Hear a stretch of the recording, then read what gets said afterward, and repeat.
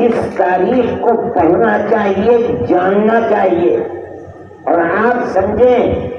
جب اعلان ہو گیا آزادی وطن، ان لوگوں کے مالٹا کی جیل سے یہ نہیں سمجھتے تھے کہ انہیں آزادی ملے گی، یہ سمجھتے تھے کہ ہمیں پھانسی ملے گی۔ خدا کی قدرت ہے 3 سال 7 مہینے کے بعد ان کو آزادی مل جائے گی، اب جاؤ۔ چنانچہ یہ لوگ وہاں سے،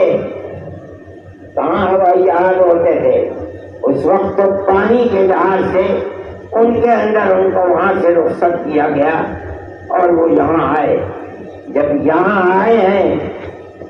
میں نے حضرت سے سنا ہے کہ جب ہم یہاں پہنچے ہیں تو بے شمار لوگ ہندوستان سے اور دلی سے حضرت شیخ الہند رحمۃ اللہ علیہ کو خیر مقدم کرنے کے لیے بمبئی پہنچے تھے۔ فرماتے تھے ان میں گاندھی جی بھی تھے، اور عورتیں اور بچے، جدھر سے قافلہ جاتا تھا حضرت شیخ الہند رحمۃ اللہ علیہ کا، اونٹوں کے اوپر چڑھ کر کے بمبئی میں دیکھتے تھے وہ ہے کون شیخ الہند۔ جو لوگ 3 سال 7 مہینے کی جیل کاٹ کر آئے ہیں، جب حضرت شیخ الہند رحمۃ اللہ علیہ کا جہاز گودی پر پہنچا، ابھی گودی پر پہنچنے سے پہلے ہوتا یہ تھا کہ جہاز کو گودی سے آدھا کلومیٹر 1 کلومیٹر پہلے روک دیا جاتا تھا، پھر اس کے بعد گودی کی صفائی کے بعد تب جہاز آتا تھا۔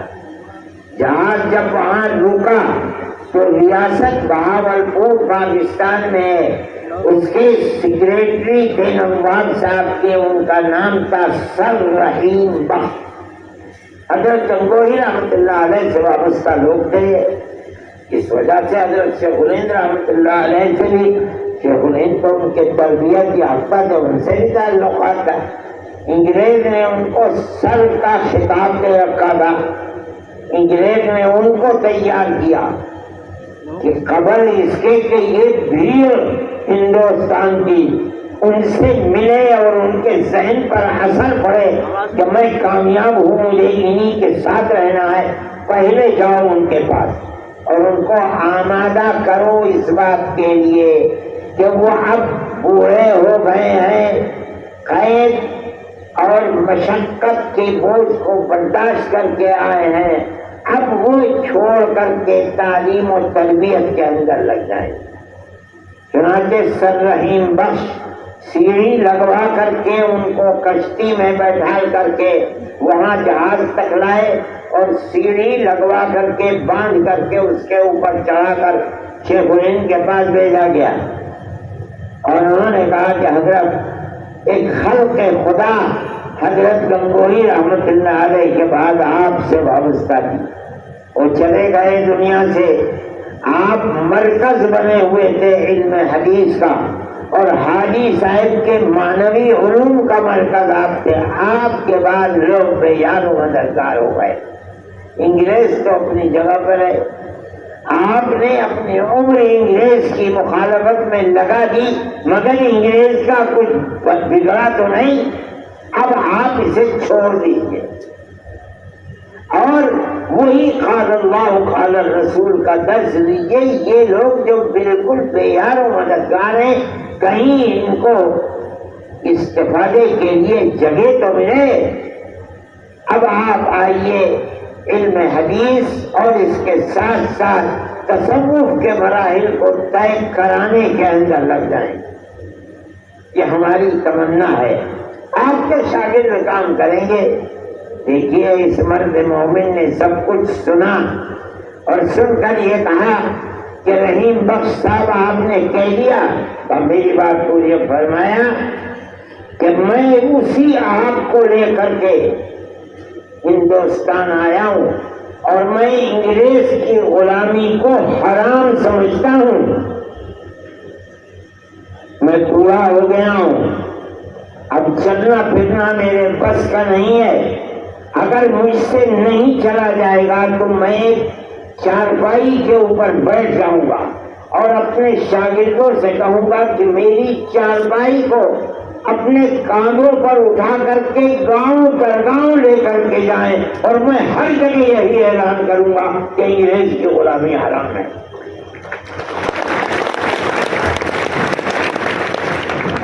یہ تمہارے بزرگوں کی زندگی ہے،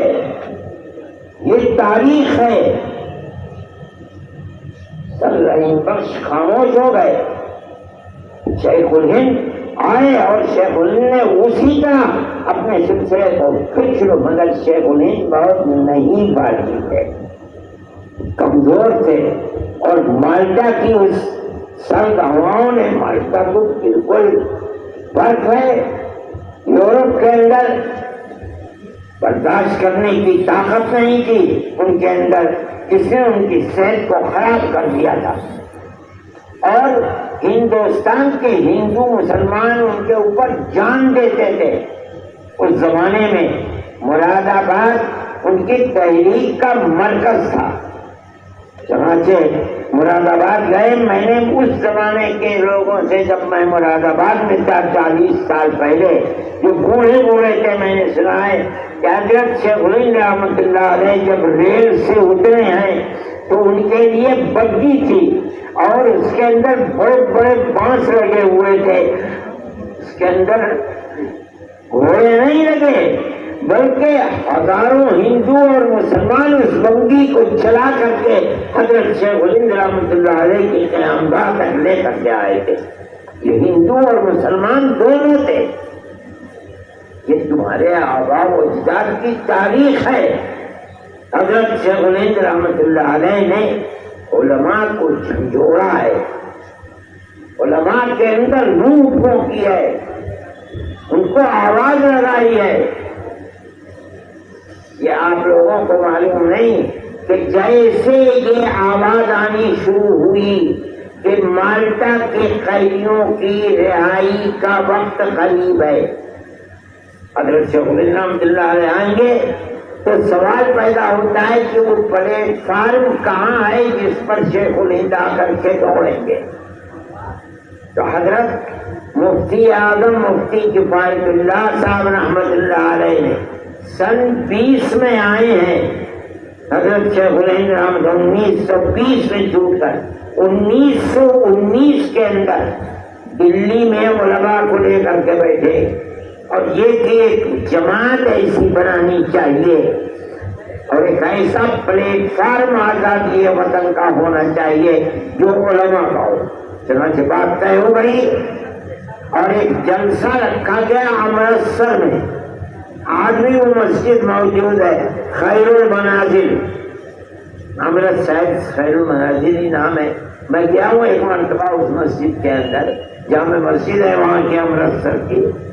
اس کے اندر ہی اجتماع طے ہوا کہ ہم سب تقسیم ملک تو ہوئی نہیں تھی امرتسر کے اندر۔ چنانچہ امرتسر گئے، وہاں لوگ بیٹھے اور بیٹھ کر جمعیت علماء کا قیام کیا۔ یہ وہ پلیٹ فارم ہے جس پر شیخ الہند رحمۃ اللہ علیہ آ کر کے آزادی وطن کے لیے اپنے شاگردوں کو لے کر کے دوڑیں گے۔ اس کا عارضی صدر نہیں، عارضی صدر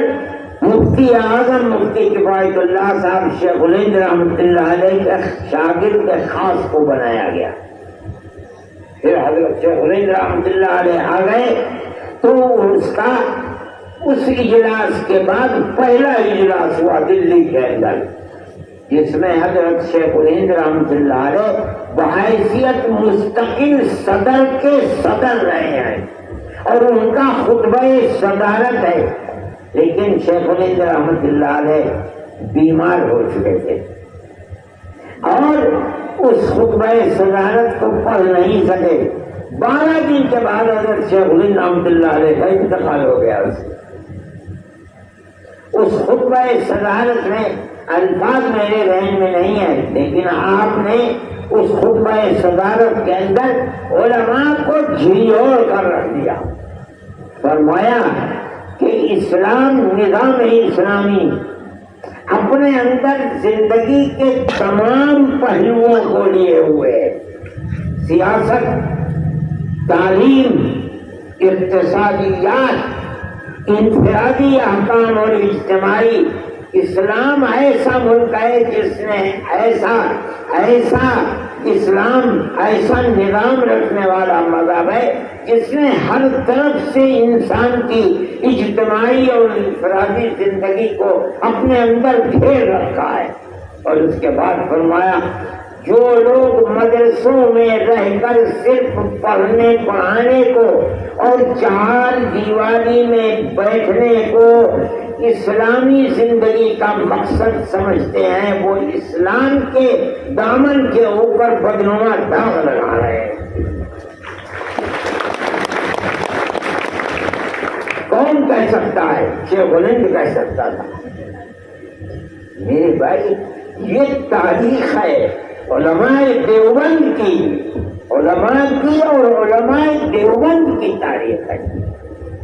یہ یہاں جامع مسجد کے قریب وہ گھر ہے جو شیخ الہند کا گھر تھا،